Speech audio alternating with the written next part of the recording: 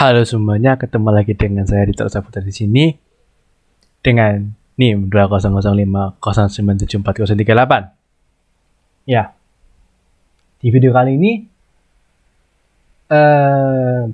merupakan video lanjutan dari web server ya, harus saya bilang materi kelanjutan dari web server. Karena di video kali ini kita akan membahas mengenai DNS. Untuk alurnya seperti apa? Untuk aliran nanti Mimin mau ngejelasin sedikit mengenai apa itu DNS, lalu juga ada bagian-bagian fungsinya sama bagian-bagian DNS-nya. Nanti setelah itu langsung kita masuk ke simulasinya, yang dimana kita seperti biasa menggunakan Cisco Packet Tracer ya. Untuk heads up-nya atau heads up. Nah, itu nanti Cisco-nya kita pakai modelnya yang sama seperti itu kita di video web server, yaitu model routing ya, terutama kita pakainya routing dinamis ya. Jadi untuk materinya ini di sini Mimin pakai materi yang diberikan oleh dosen Mimin dari saya. Nanti kalau misalkan teman-teman mau baca lagi, nanti Mimin kasih linknya ya di deskripsi. Oke, langsung aja. Apa sih itu DNS ya? Apa itu DNS? Domain Name Server atau DNS adalah sebuah sistem yang menghubungkan Uniform Resource Locator atau URL dengan Internet Protocol Address atau IP address. Namanya, untuk mengakses internet, Anda perlu mengetikkan IP address sebuah website. Cara ini cukup merepotkan sebab ini artinya Anda perlu punya data lengkap IP address website yang dikunjungi dan memasukkan secara manual. DNS adalah sistem yang meningkatkan pekerjaan ini untuk Anda. Kini Anda tinggal mengingat nama domain dan memasukkan dalam address bar. DNS kemudian akan menerjemahkan domain tersebut dalam IP address yang komputer memahami. Misalkan Anda ingin mengakses Google alih-alih menulis 172.27.0.42 ke dalam address bar, Anda tinggal masukkan alamat google.com. Oke, jadi gampangannya DNS itu seperti apa ya? Misalnya mungkin aja name tag. Ya, name tag kali ya. Misalkan name tag dari para pekerja. Misalkan kalau misalnya kita punya di suatu perusahaan ada ini banyak pekerja, sedangkan misalkan pekerja di 100 orang juga. Nah, kan agak sulit juga kayaknya, misalkan kamu pertama kali masuk ke dalam pekerjaan itu dan juga harus menghafalkan 100 orang pekerja, yang dimana tinggal 1 orang pekerja itu jadi teman kerja Anda. Nah, dengan adanya DNS ini atau name tag ini, kalian jadi lebih gampang mempermudah bahasanya, nggak perlu menghafalin wajahnya, menghafalin namanya aja gitu loh. Ya, intinya begitulah. Jadi intinya daripada kalian menghafalkan IP angka-angka yang begitu banyak, yang bejibun, yang satu beda angka aja sudah ganti website, hanya dengan menggunakan DNS ini, teman-teman, kamu bisa lebih gampang untuk mengakses website ini. Tadi kan contohnya alih-alih menulis IP-nya, tinggal ketik google.com aja, DNS nanti langsung mengarahkan kita ke websitenya. Itu fungsi DNS. Dari penjelasan di atas, Anda pasti sudah mengira-ngira bagaimana sebetulnya DNS berfungsi. Namun supaya lebih jelas, berikut dijabarkan dari 3 fungsi DNS. Meminta informasi IP address sebuah website berdasarkan nama domain, meminta informasi URL sebuah website berdasarkan IP address yang dimasukkan. Tuh. Jadi modelnya itu mereka cuma, kamu untuk masuk ke website itu cuma ya gampangannya lah ya, kalau misalkan dari fungsinya yang ada ini, gampangannya sama kayak tadi dijelasin Mimin ya. Kamu hanya memasukkan satu kata kunci, kamu bisa masuk satu kata kunci yang bisa membuat kamu bisa masuk website tanpa harus menghafalkan IP itu. Itu gampangannya. Jadi ya, bagian-bagian DNS ya, ini kita memilih DNS ya. Basic dasar cara kerja DNS adalah cara mencocokkan nama komponen URL dengan komponen IP address. Setiap URL dan IP address memiliki bagian-bagian yang saling menjelaskan satu dengan yang lain. Jika Anda sedang membayangkan teknisnya, anggap saja ini sebagai kegiatan mencari buku di perpustakaan. Ketika Anda mencari buku di perpustakaan, biasanya Anda akan diberi kode menjelaskan letak buku tersebut. Nah, maksudnya kalau kita ini misalkan mau beli buku atau mungkin kita perpustakaan ini kan biasanya Ini kalau kalau dibeli buku biasanya kita kan ke komputernya dulu kan ya, atau mungkin kita tanya ke petugasnya di sana, tanya kan petugasnya di komputer kan ya. Jadi kan setelah kita ketik judulnya kan nanti kelihatan kan posisinya, misalkan C03 ini itu kan huruf C itu sudah melambangkan raknya sendiri. Misalkan C itu melambangkan rak, C03 itu mungkin ada di apa bahasanya, bagian 3 begitulah, begitu maksudnya itu ya. Kode buku pustaka tersebut dinamai Dewey Decimal System DDS. Biasanya itu dari kode topik buku, kode nama belakang tulis, dan kode tahun buku terbitan. Nah ini kan sudah dibilangkan dengan ya. Kira-kira prinsip yang sama diterapkan dalam DNS. Untuk memahaminya lebih dalam, Anda perlu mengetahui bagian-bagian lain tersusun dalam hierarki DNS sama seperti kode perpustakaan dan menjelaskan bagian domain. Satu perbedaan kentara ialah kode perpustakaan mulai dari depan. Di sisi lain, kode yang berlaku pada DNS diurutkan dari belakang. Maka dari itu, kita akan meruntutkan bagian-bagian dari DNS ini dari belakang. Berikut penjelasan lengkapnya. Ini ya gambarnya ya. Sini gambarnya kita menggunakan contoh in.wikipedia.org. Nah, kita lihat apa sih bahasan dari semua ini. Kita mulai dari atas. Root level domain merupakan bagian tertinggi dari hierarki DNS. Biasanya ia berwujud tanda titik di bagian paling belakang ini di sini. Ini setelahnya RG ini titik ini merupakan root level domain. Lalu top level domain adalah ekstensi yang berada di bagian depan root level domain. Terdapat dua jenis TLD atau top level domain yang umumnya dipakai, keduanya yaitu generic top level domain GTLD dan country code top level domain CCLTD. GTLD biasanya menjelaskan sifat institusi dari pemilik web. Katakanlah website untuk tujuan komersial biasanya memiliki access.com, lalu untuk edu untuk institusi pendidikan, dan .gov untuk lembaga pemerintahan. Ini kan biasanya mungkin teman-teman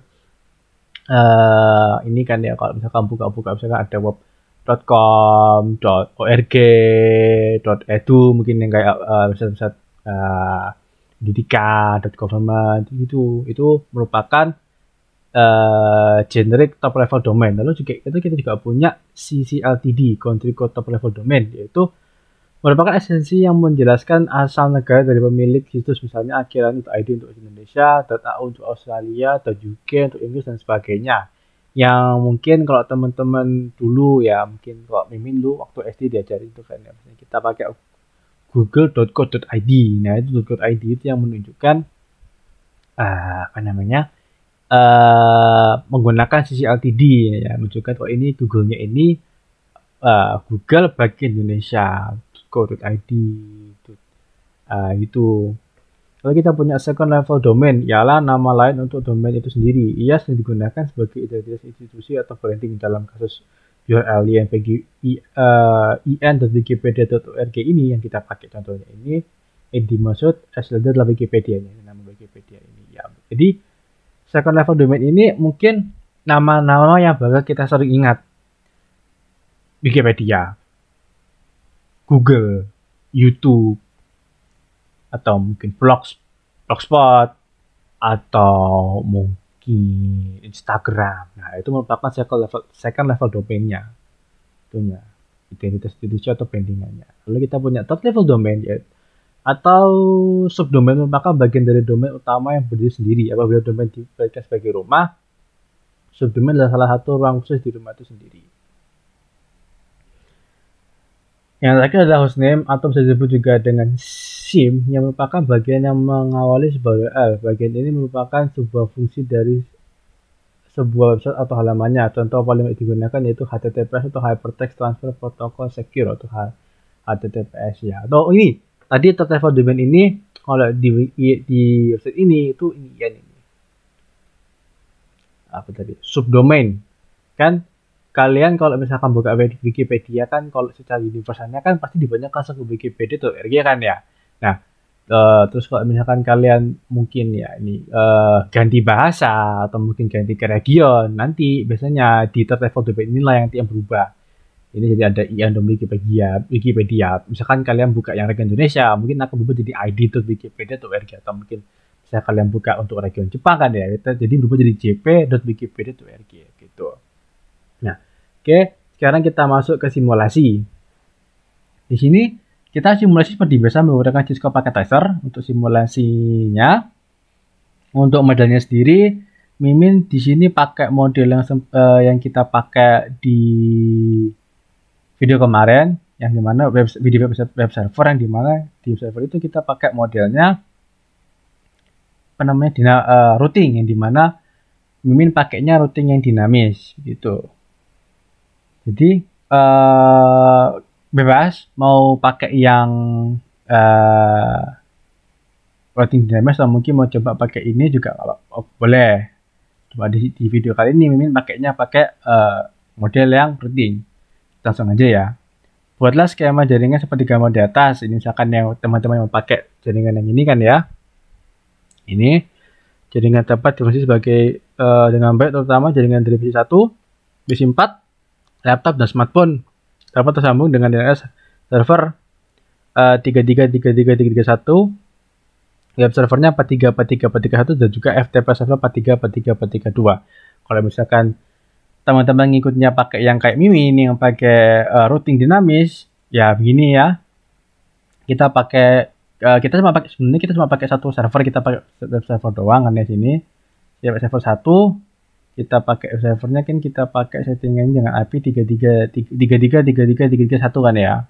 Oke. Juga pastikan PC 1, PC 2, PC 3, PC 4, PC 1, 2, 3 berfungsi. Untuk di video ini kita karena pakainya cuma ini doang ya, kita pakai 1, 3 doang. Kita coba dulu untuk mengetes dengan cara gimana kita pakai ping ya. Ping servernya 3333 banyak kan, 33331. Oke, jalan ya, aman ya. Kita coba mungkin yang PC 2 jaga-jaga. Oh jangan, kita coba PC 3 deh, langsung aja. Ping 33331. Oke, jalan ya, aman ya. Oke, sekarang lanjut ke selanjutnya. Aktifkan service DNS pada PC DNS server dan tambahkan entry DNS seperti dalam berikut. Nih ya, kita masuk ke server ini kan ya. Kita masuk ke bagian service, lalu kita pilih yang DNS. Nah, ini kan berhubung sudah kandung ini kan Mimin udah isi ya. Coba kita kita hapuskan semua dulu. Kita mulai dari nih. Di sini kan gambarnya kan begini. Ini kan ini nanti kita nggak pakai FTP karena kan kita di model kita nggak pakai FTP server ya. Kita langsung masukkan aja yang jarcom.com sama www.jarcom.com. Jadi kita masukkan salah. Name, kita ketik jarcom.com. Ya, oke, dengan hostname-nya kita pakai 4343431. Add. Dengan salah. Tab-nya kita ganti ke record. Oke, bentar, 4343431.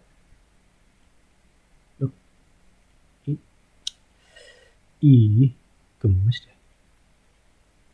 Ya, nggak bisa kayaknya dari awal. Record ya. jarcom.com 4343431. Lalu kita ganti ke yang CNM. Ganti ke www.jarcom.com. Ini hostnya kita isi dengan jarcom.com. Ini buat apa? Ini nanti jadi nanti suatu simulasi nanti kita bisa pakai ketik jarcom yang menggunakan ini DNS-nya, atau mungkin kita bisa masukkan www.jarcom yang dimana di www.jarcom ini akan bahasanya perantara apa sih? Jalan kedua, misalkan kalau kita nggak pakai jarcom.com gitu. Oh ya, BTW pertama untuk yang baru buka ini ya, misalkan baru buka ini belum diotak-atik, nanti bagian DNS-nya tuh mati ini. Nah, ini off ya. Ini kita on-kan dulu nanti. Kita on-kan dulu baru diisi kayak tadi itu. Tadi apa ganti? Oh, kenapa apa? Setelah itu kita coba ini jalankan perintah nslookup. Kita pakai MC1 ya. Kita command prompt nslookup, kita mau ke jarcom.com. Lihat, oke, sini hasilnya ya. Gede ya. Ini kita lihat servernya kan dengan IP address servernya kan 33.33.33.33.1 dengan 33.33.1. Ini nama webnya jarcom.com dengan addressnya 43.43.1. Sekarang kita coba nslookup www.jarcom.com.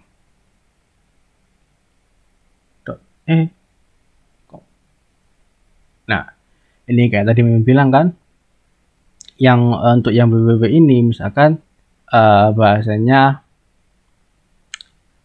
apa ya, nama lain dari nama lain lah bahasanya, nama lain yang bisa kita pakai untuk mengakses jarcom.com. Ini kan biasanya kan alias jarcom.com. Oke, sudah nih, bisa nih ya. Terus sekarang kita coba untuk buka melewati websitenya. Kita buka V1 browser, kita pakai jarcom dulu ya, jarcom.com. Nah, berhasil. Ini sebenarnya di video kemarin itu di bagian ini sudah diganti, cuma karena kemarin nggak ke save. Jadi sini indeksnya kita pakai indeks bawaan dari Cisco-nya. Sebenarnya kita sudah punya sendiri. Kalau misalkan kalian pakai hasil simulasi web server kemarin, nanti penampakannya harus seperti ini. Ini penampakan kalau misalkan kalian buka website jarcom.com-nya. Seperti ini. Nah, tadi kan kita kan pakainya kan jarcom.com kan ya. Kita coba pakai www.jarcom.com. www.jarcom. Bentar. Sama saja. Berhasil. Next step. Oke, itu aja. Ini step selanjutnya untuk yang pakai FTP.